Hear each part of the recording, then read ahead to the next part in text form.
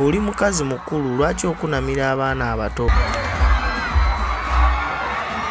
Nave waffe ku 14 nze neekuzizza. Oyagala nkuze omwana tuuza omwana wo mugambe Sheebah olaba nti omwagala mwagaleko music naye toyambalanga nga bwakola ki bu video abaana baabwe obufuluma musonyiwe obufuluma obulusi ba campuses nga bali mu mabasi bakola ebintu ebisembayo nange bisikolangako omuyimbi nze nabibayigiriza mukuza abaana baabwe temusobola kumpa buvunaanyizibwa kukuza mwana wo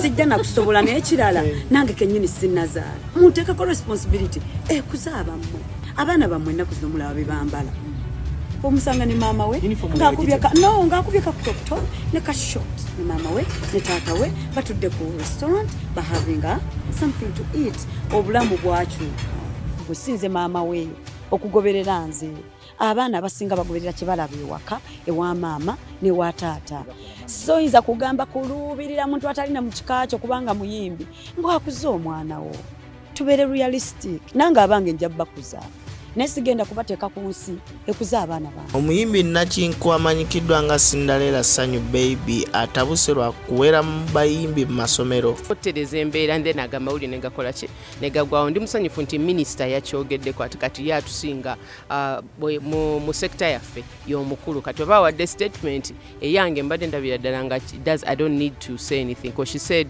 yayogedde kintu nange kyenfiringa mu mutima tube tuba tuperformingira abaana you need to ekyo ng'omukazi ng'omuzadde omanya bumanya nti no these are children oyina okwambala decently at least maaso g'abaana. Ono agamba Sheebah byonna ye yabireeta lwa kuyingira mu masomero ng'ayambadde enkunamyo. Oba oyimbira abaana I think binokyukamu so because mbadde sirina kyempakanya minisita nga siraba lwaki nteekawo opinion kuba byebimu nange nja kugamba kyekimu nti it's not right artist okubeera indecent in front of children.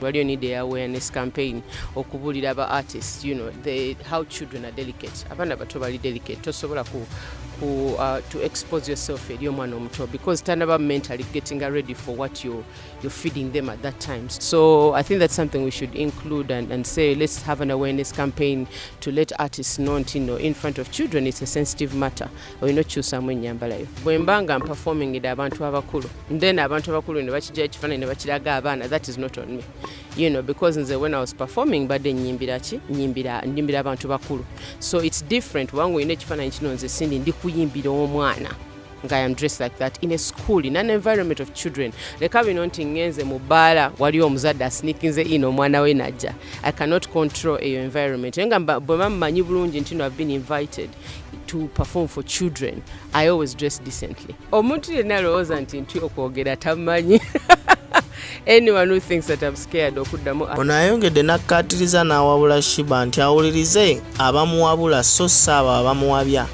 nga ye bwagamba mbusindi amuyinako empalana. It is my right nze in opinion yange bwembanga nakula bwenti nti oba I was raised like this I had a hard life growing up tekiina wakikwatira ku audience yange gyenza okuyimbira leero nze ndooza tufuba okufuna engeri gye tubiyawulamu stages it's a business and let's be professional about it and keep our backstories and our problems our childhood trauma to ourselves. I just want artists to know that depending on which audience you're performing for, communicate with the organizers. I think that's the best way. Communicate and say, because right now Chifu say it has become serious. So coordinate n'abantu so that at the end tufuna buziwe buti. Let's be sensitive towards our audiences. Esa wena bayimbi tukosodwa bakosebwa nnyo. Sifeka n'abalala naye nge kusingira ddala. Esa no batandise okufuna yakwe bafunyeemu mu masomero.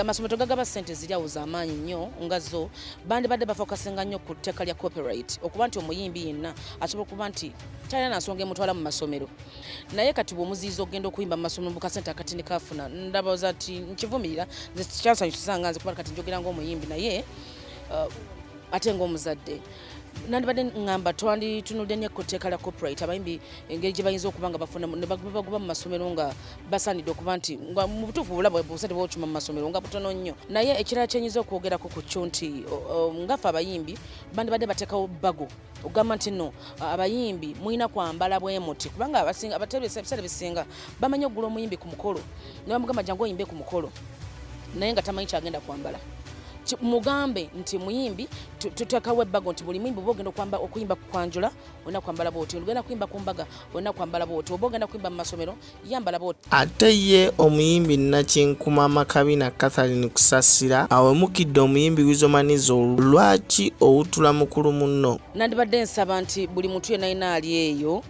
nga akola ebikolwa ebitali bya buntu mu bufumbo. For example nga bayimbi abakuba abakyala baabwe, omukyala wamusanga mulungi nnyo, bw'omuteekako embale omulala tajja mulabirira, omulala tajja Weasle weddeko ku mpisa zo mbi nnyo ddala. Omuntu yenna akola domestic violence kugamba mpulira nga asaana kukwatibwako n'amaanyi. At times sijja njinza okugamba nti nenya abaana abo oluusi gye baba bakulira. Kusasira agamba Weasle akoppa bazadde be. Bayinza okuba bakula waabwe balaba nga tata wabakuba abakyala. Nze bwe nnyinza okugamba naye kibi si kirungi era nkivumirira. Mwami wange ali bulungi nnyo ensonga olaba nkuumye akasukanyirira te ensonga waki olaba nti tabigoberera nnyo tabigendako nnyo ebyo. Asoma ali mu kusoma nyabo ali ku lo Ninyabo oyo kanso mulamba first year yajimazeeko kati bagenda mu second year. Webale kusubscribinga, kusharinga, kulaikinga olutambula mu Uganda. Weyongere ngo subscribinga.